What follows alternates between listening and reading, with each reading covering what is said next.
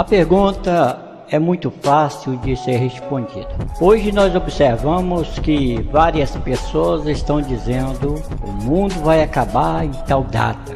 O mundo está chegando ao seu fim. A pergunta é simples e clara: quando vai ser o fim do mundo? A Bíblia, ela tem uma resposta especialmente para esse assunto. Primeiramente, nós temos que entender o que significa a palavra mundo. Antes de saber quando vai ser o fim do mundo, precisamos entender então o significado dessa palavra mundo na Bíblia.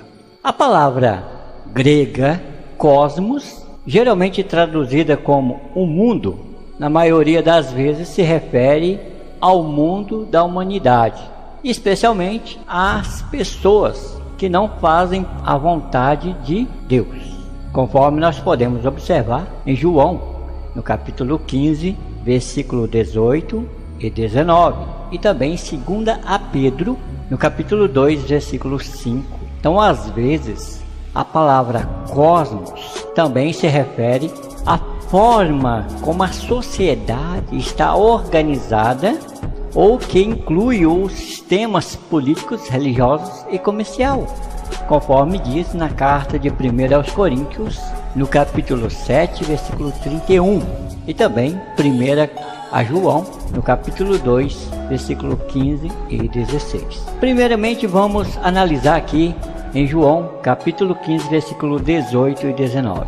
O texto diz assim: se o mundo vos odeia, vocês sabem que odiou a mim antes de odiar vocês. Se vocês fizerem parte do mundo, o mundo o amaria por pertencer a ele. Agora, visto que vocês não fazem parte do mundo, mas eu vos escolhi do mundo, por isso o mundo os odeia. Peraí, vamos analisar. Se o mundo os odeia, bom, a Terra, ela não pode odiar ninguém, que ela não é um ser humano. Tem algo estranho aí, né? Analisando, se nós fizermos parte do mundo, o mundo nos amaria, mas a Terra, ela não pode nos amar porque ela não é um ser humano. Então o mundo aqui que está dizendo é as pessoas. Analisou? Fica bem claro que são as pessoas que não conhecem a Deus, quando refere-se a mundo que serão destruídos. Agora vamos analisar o texto de 2 Pedro, capítulo 2, versículo 5. Diz assim: ele também não se refreou de punir o mundo antigo, mas preservou Noé, pregador da justiça, junto com mais 7, quando trouxe um dilúvio sobre um mundo de pessoas ímpias. Olha, aqui ficou bem claro para nós que o mundo se referia a pessoas ímpias. Então não quer dizer uma destruição total do globo terrestre, mas sim de pessoas que não servem a Deus. Então ficou bem claro esses dois textos que nós analisamos. Então, às vezes, cosmos também se refere a uma forma como a sociedade está organizada. Preste atenção, o que inclui os sistemas políticos, religiosos e comercial. Vamos ver em 1 Coríntios o que é que Paulo disse? 7:31. Diz assim: e os que fazem uso do mundo, com quem não o usa plenamente, porque a cena deste mundo está mudando. Olha, Paulo diz que a cena do mundo está mudando. Quer dizer, cada dia que passa, cada ano que passa, o sistema comercial, o sistema global de pessoas mudam de estilo, a tecnologia cada vez mais avançada. Então aqui está se referindo ao mundo de pessoas, uma sociedade de pessoas. Não está falando da Terra. Agora vamos à primeira carta de João, capítulo 2, versículo 15 e 16. Diz assim: não ame nem o mundo, nem as coisas do mundo. Se alguém amar o mundo, o amor do Pai não está nele. Porque tudo que há no mundo, o desejo da carne, o desejo dos olhos, a ostentação de posses, não se origina do Pai, mas se origina do mundo. Peraí, mas a Terra não é pessoa. Se a Terra não é uma pessoa, ela não pode dar desejo, mas sim o sistema global pode nos excitar um desejo de obter muita coisa. Observou? Então tudo mostra que este mundo que está citando que vai ser destruído são pessoas ímpias. O que é o fim do mundo então? Frase o fim do mundo, que aparece em várias traduções da Bíblia, também pode ser traduzida como o final do sistema de coisa, ou fim dos tempos, conforme diz Mateus 24, versículo 3, na Nova Versão Internacional. A frase o fim do mundo não se refere à destruição da terra ou das pessoas em geral. Ela se refere ao fim de uma forma como a sociedade está organizada hoje, conforme diz aqui em 1 João, capítulo 2, versículo 17. Diz assim: além disso, o mundo está passando, também o seu desejo, mas quem faz a vontade de Deus permanece para sempre. Então não vai ser destruído.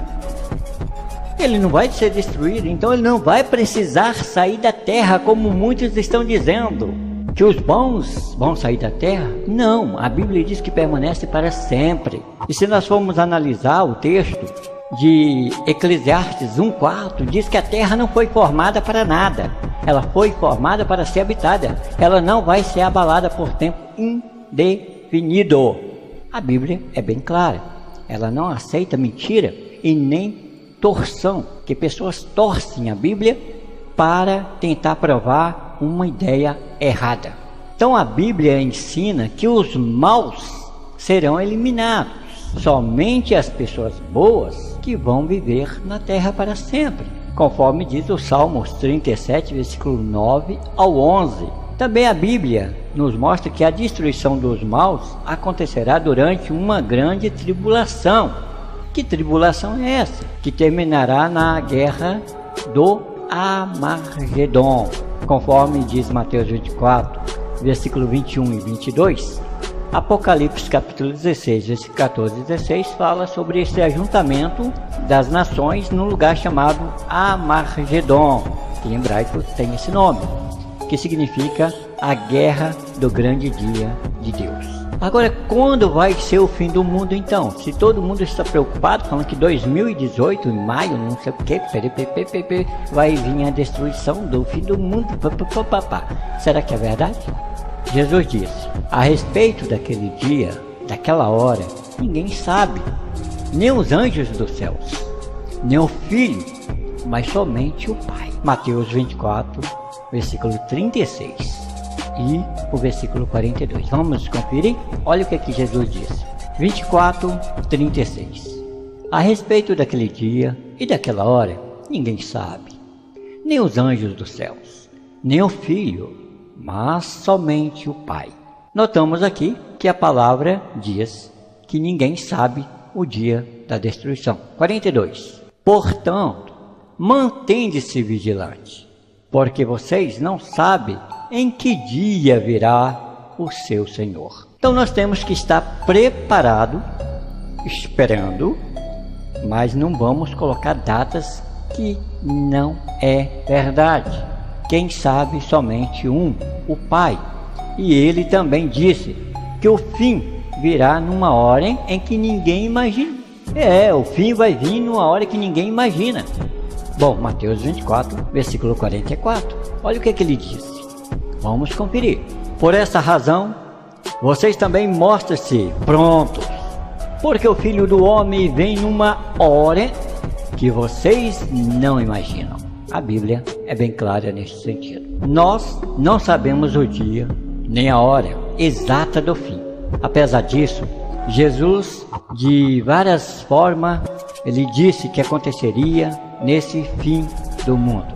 Bem antes, essas coisas que formam um sinal ajudaria a identificar o período antes do fim, mas não sabemos o dia, conforme diz Mateus 24, 3, 7 e 14. A Bíblia ela se refere a esse período como tempo do fim, o tempo final, ou últimos dias, conforme disse Daniel 12, 4. No Centro Bíblico Católico fala exatamente isso, ali nessa passagem de Daniel. E também 2 Timóteo, capítulo 3, versículo 1 ao 5, dá um sinal muito grande para nós, que todos iam amar a si mesmo, esquecer de Deus. Mesmo dizendo que tem uma religião, ele não ia amar o próximo, ele ia pensar só nele. E o que nós vemos hoje? É isso que nós vemos no mundo hoje. Agora, vai sobrar alguma coisa depois desse fim deste mundo?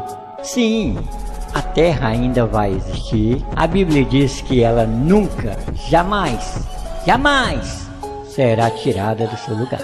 Salmos 104, versículo 5. A Bíblia é real. Ela diz exatamente isso. Então nós não podemos negar. A terra vai ficar cheia de pessoas boas, assim como a Bíblia promete. Os justos possuirão a terra e viverão nela para sempre. Salmos 37, versículo 29. Deus vai fazer com que a terra fique do jeito que Ele sempre quis. Qual foi o propósito de Deus? Bom, a terra vai se tornar um paraíso, porque foi o propósito de Deus lá no Jardim do Éden. Mas houve a rebelião e perdemos essa esperança. Mas Deus não mudou o seu desejo. Conforme diz em Isaías 35, versículo 1. Vamos conferir. O deserto e a terra árida se alegrarão. A planície desértica exultará e produzirá flores, assim como a carvão. Olha que palavra. Então mostra que não mudou. Deus, ele tem o mesmo propósito. E Jesus disse àquele ladrão que estava do lado dele, ali naquele madeiro, sendo morto. Ele disse em Lucas 23, 43. E ele lhe disse: em verdade, eu te digo hoje, você estarás comigo no paraíso.